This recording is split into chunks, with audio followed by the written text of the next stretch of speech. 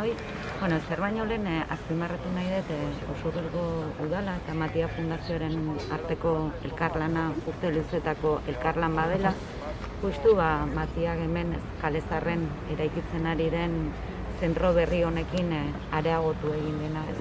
Nik ere azpimarratu nahiko nuke Markel Olano kaldu nagusiak esan duena, proiektu hau erabat berritzailea dela, proiektu aitzindaria dela Euskal Herrian, ez soilik alderdi sozialetik, baita hirigintza arlotik erreparatuta ere, izan ere hemen Matiak lehen aldiz arreta eredu berri bat martxan jarriko duelako, halabeharrez hona etorri behar izan duten pertsonak, bere etxean bezala, senti daitezen lortzeko. Eta hori urrats garrantzitsu bada arreta ereduaren eraldaketaren bide honetan. Baina esan behar dute ere, proiektu honen harira eta hau abia puntu hartuta eta Usurbilek eskain zezaketen bestelako baldintza batzuk ustiatuz, bi erakundeok konpromisoa hartu genuela Usurbilen zaintza ekosistema berri bat diseinatu eta martxan jartzeko. Hain zuzen ere bi erakundeen arteko elkarlaneran eta Gipuzkoako Foru Aldundiaren laguntza eta elkarlanarekin ere estrategia oso bat diseinatu degulako. Estrategia horrek zuzen ere iraupen luzeko zainketen sostengarritasuna bermatzea helburu duen ekosistema bat eta hitz egiten ari gara.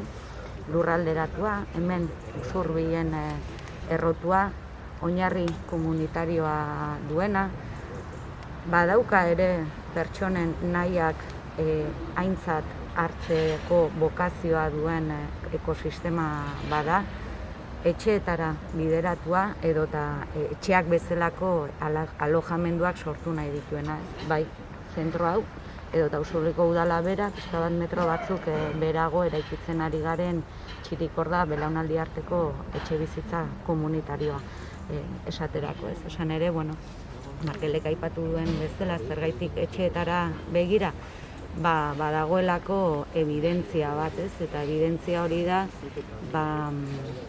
zaintza behar duten personen gehiengoa, 80% baino gehiagok, esaten duelako zaintza behar izan da ere, etxean izan nahi duela zaindua, Eta beraz hori balima da gure herritarren gehiengoaren nahia, erakundeok nahi horri erantzun behar diogu eta gure buruari ere galdera egin behar diogu zer egingo dugun nahi horri erantzuna alizateko. Eta gogoeta hori esan behar dugu Usurbilen lehen osan dudan bezala modu kolektiboan egiten ari garela. Hasieratik garbi izan dugulako herrian tokiko zaintza ekosistema bat eraiki behar baldin badugu, eraikuntza hori kolektiboa izan behar duela, betik gorakoa izan behar duela, eta batez ere elkarlanean eraikitakoa izan behar duela. Elkarlana dudigabe sektorearekin, erakunde honen artean, eta baita ere herritarren artean. Eta premisa horretatik sortu dugu eta martxan daukagu parte hartze prozesu oso zabala. Zaintzari ikuspegi integraletik erantzun nahi diogu eta esan dezakegu nolabait zaintzaren begirada, erpin eta ikuspegi guztiak daudela prozesu honetan barne bilduta.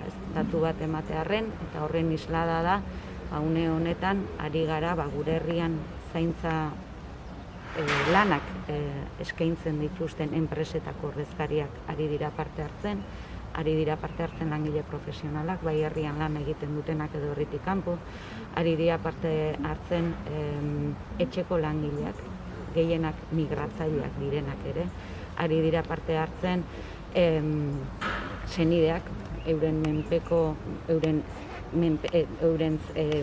menpeko persona bat duten, senideak, zaintza behar duten herritarrak, elkarteetako ordezkariak, mugimendu feminista ere, guretzako ere importantea delako zaintza ekosistema horretan genero ikuspegia bermatzea eta ekosistema berri hori genero ikuspegitik ere eratzea, eta nola ez erakundeok, eta horretan ere berriro, bai Usurbilgo udala maila teknikoan eta politikoan, eta noski ere Foru Aldundia eta Osakidetza ere.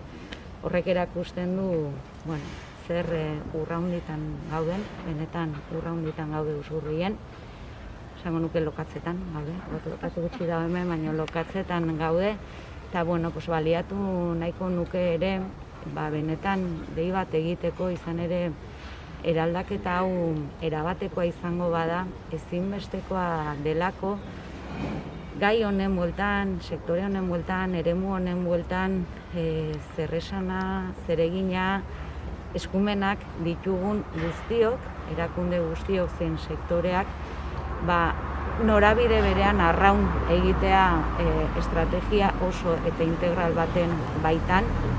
Nire ustez, importantea da ere agendak sinkronizatzea, importantea da guztion artean transizio hau nola egin nahi dugun adostea eta herri akordio zabalak lortzea, guztiok ere lenguaia berean hitz egitea, eta baita ere eredu berriaren muina eta zutarria tokikoa izango bada, tokiko zaintza ekosistemak izango badira, horrek eskatzen du udaloi ere baliabide eta rekurso gehiago bideratzea, eta bide hau egiten ari garen udaloi babes juridiko bat ere bermatzea eta horretarako lankidetza hitzarmenak sinatzea,